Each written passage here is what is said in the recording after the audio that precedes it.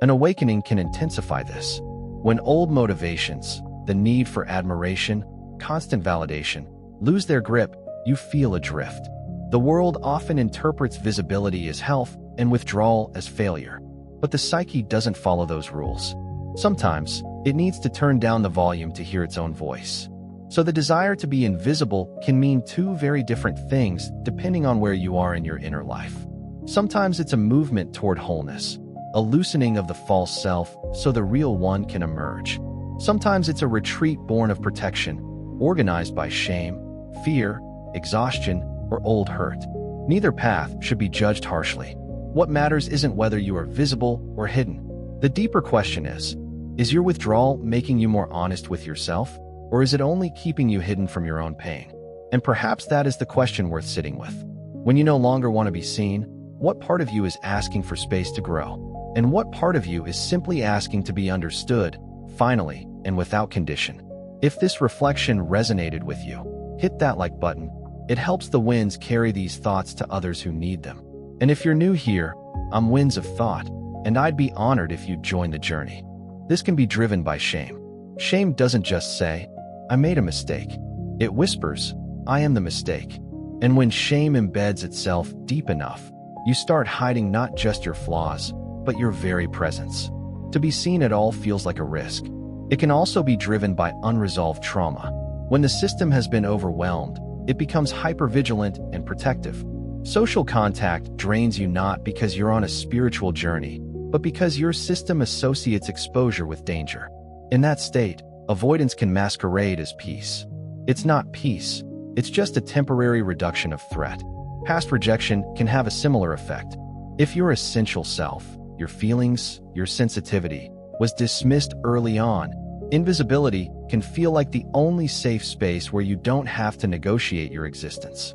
You share less, risk less, not because you have nothing to give, but because something in you expects to be met with misunderstanding. There's also the quieter burden of self-doubt. After enough confusion and disappointment in trying to be known, you may lose trust in your own way of being. Hiding becomes a way to avoid the ache of exposure. Better to remain unseen than to be seen and have your deepest fear confirmed, that no one will truly understand you. Still, this isn't the whole picture. Even outside of deep wounding, many people reach a point where social life feels vapid. You start to see how much energy was going into maintaining the persona. How much of your life was shaped by seeking approval, being polite, chasing achievement. You grow sensitive to shallow interactions. You notice how often people interact through roles rather than authenticity. The nervous system, after years of pressure, begins asking for quiet. Not performance, not stimulation, just quiet. So sometimes, the desire to be invisible isn't an act of disappearing. It's a retreat from a version of yourself that was never wholly yours, so that something more honest can be born. If this resonates with you, let me know in the comments. What part of your old self are you letting go of?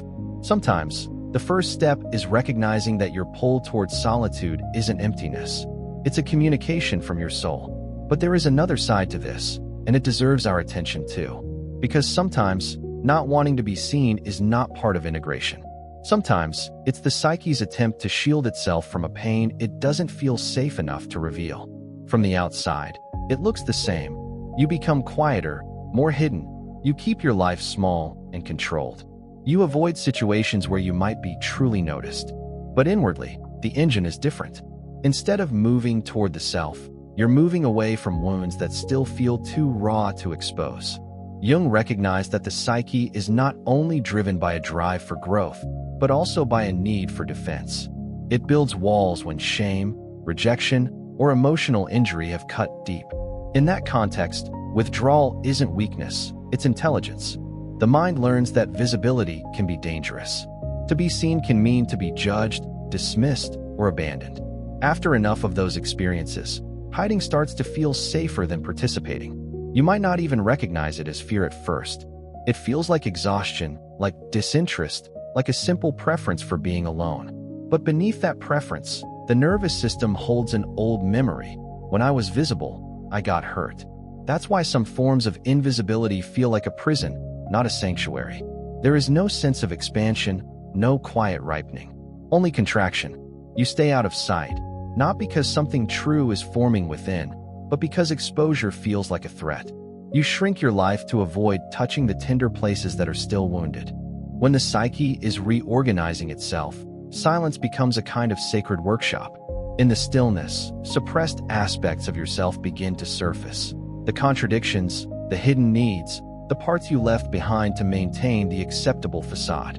This is where Jung's concept of the shadow becomes vital. The shadow houses everything that didn't fit into the polished public identity. Your unexpressed anger, your hidden envy, your vulnerability, your grief, your untamed creativity. The more polished the persona, the more likely it is that significant parts of your soul were left in the dark. So when you step back from the spotlight, you may not be retreating from life. You may be finally meeting those exiled parts. This encounter is transformative. You start to see that what you called confidence might have been a cover for insecurity. What you called selflessness might have been a fear of rejection. What you called independence might have been a way to avoid loneliness. These realizations don't break you, they humble you. They make you quieter because you're no longer interested in selling a simplified version of yourself to the world. That is why this kind of solitude can feel sacred. You aren't hiding, you're listening. You're allowing the old identity to dissolve without frantically constructing a new one to take its place. In this liminal space, privacy isn't about fear. It's about protecting a mystery that is still taking shape. The old self has grown too tight, but the deeper self hasn't fully emerged. So you wait. You tend to what feels inwardly true. You guard your energy fiercely. The first possibility is that this withdrawal is an act of integration. Jung spoke of the persona, the social costume we craft to navigate our tribes. It's not merely a false front. It's a functional tool for adaptation. It helps us function within families, workplaces, and societies. The trouble begins when the costume starts to fuse with the skin. When the role you perfected begins to overshadow the living truth of who you are. Perhaps you spent years being known as the reliable one, the composed one, the unshakable one. You became fluent in the language of expectations, and that curated version of you began to operate on autopilot. Then, something inside you stirs.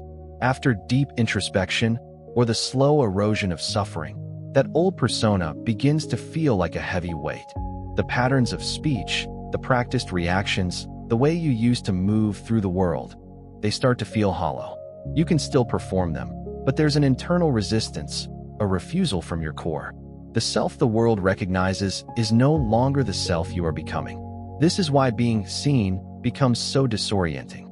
Because what people often see isn't the person you are now, but the person you were, the mask. Their recognition, however well-intentioned, tries to pull you back into an older arrangement of your psyche.